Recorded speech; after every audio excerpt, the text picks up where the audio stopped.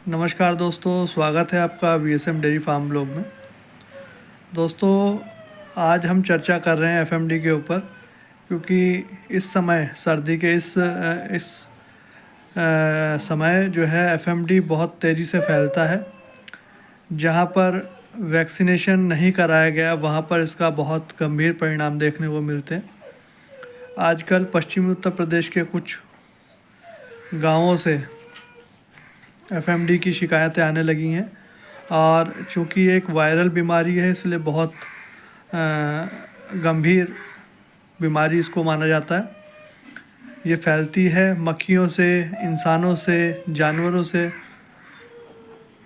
एक जानवर से दूसरे जानवर में कई माध्यमों से फैल सकती है, और इसमें पशु को बुखार आता है, पैरों में छाले पड़ जाते हैं, छाले बाद में फूट के घावों में परिवर्तित हो जाते हैं, मुंह के अंदर छाले हो जाते हैं, पशु का खाना पीना मुश्किल हो जाता है, खाना पीना पशु छोड़ देता है, पशु लंगड़ाने लगता है, दूध देने वाले पशु का दूध जो है बहुत ही कम रह जाता है, और जो गर्भवती मादाएं पशु हैं वो अबॉर्ट कर जाती हैं, और कई मामलों में इसमें मृत्यु भी हो जाती है।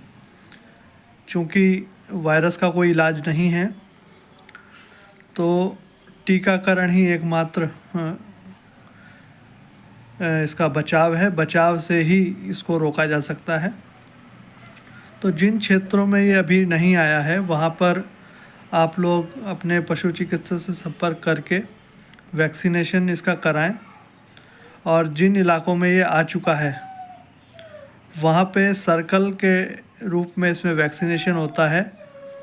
मतलब अगर गांव के मिडिल एरिया में कोई जानवर संक्रमित है तो गांव में बाहर की तरफ से वैक्सीनेशन अंदर की तरफ करते हुए आते हैं। तो इस प्रकार इस बीमारी को फैलने से रोका जाता है।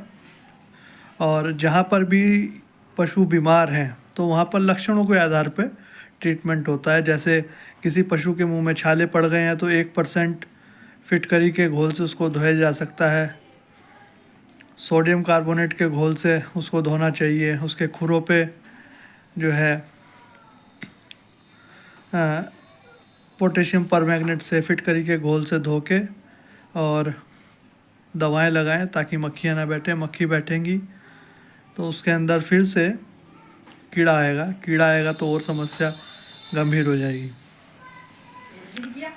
जहाँ पे पशुओं में ये लक्षण हैं वहाँ पे कोशिश करें उन पशुओं के संपर्क में ना आए। उन पशुओं को दूसरे स्वस्थ पशुओं से अलग रखें। उनका चारा, दाना, पानी, बर्तन ये सब अलग करें। और जो भी उन पशुओं को अटेंड करेगा वो व्यक्ति भी अपने हाथ पैर और कपड़े जो है सोडियम कार्बोनेट के घोल में धोएं, हाथ पैर धोएं, और तब वो स्वस्थ पशुओं में जाएं। इसके अलावा अगर पशुओं में फ़ीवर है तो फ़ीवर के लिए ज्वर उतारने की दवाएं दी जाती हैं। अपने चिकित्सक से संपर्क करें।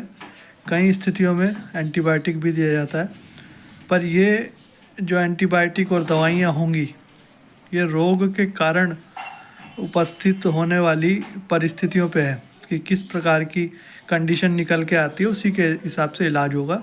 इस रोग का खुद कोई ट्रीटमेंट नहीं होता। ये वायरल डिजीज़ है।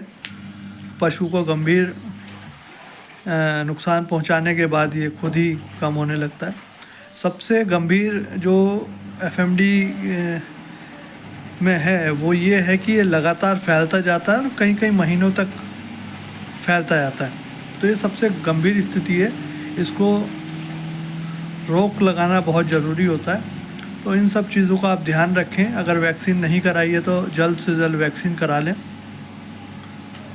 जहाँ पर सरकारी वैक्सीन अवेलेबल नहीं है वो लोग इकट्ठे होके प्राइवेट तौर पे जो अवेलेबल है दवाएं उनको लगवाएं, और इस रोग की गंभीरता को समझें। ये पशुओं को बहुत नुकसान पहुंचाता है, तो इससे बचाव ही इसका उपाय है। तो आज की वीडियो एफएमडी के ऊपर थी। चूँकि मुझे सूचना मिली कि कुछ क्षेत्रों में बड़ी तेज़ी से फैल रहा है, इसलिए इस बीमारी के बारे में मैंने आपको बताया। तो सतर्क रहें, वैक्सीनेशन कराएं और अपने आसपास के इलाकों को जीवाणु रहित रखें। जीवाणु रहित घोलों का छिड़काव लगातार करते रहें और प्रभावित क्षेत्र में जाने से बचें, प्रभावित पशु के संपर्क में आने से बचें। तो ये आज का वीडियो हम यहीं पे समाप्त करते हैं। वीडियो अच्छा लगे तो लाइक करें, सब्सक्राइब करें, शेयर करें और आप मुझे मैसेज कर सकते हैं अगर आपको किसी और विषय के ऊपर वीडियो चाहिए तो मैं उस पर भी वीडियो बनाने की कोशिश करूँगा। धन्यवाद।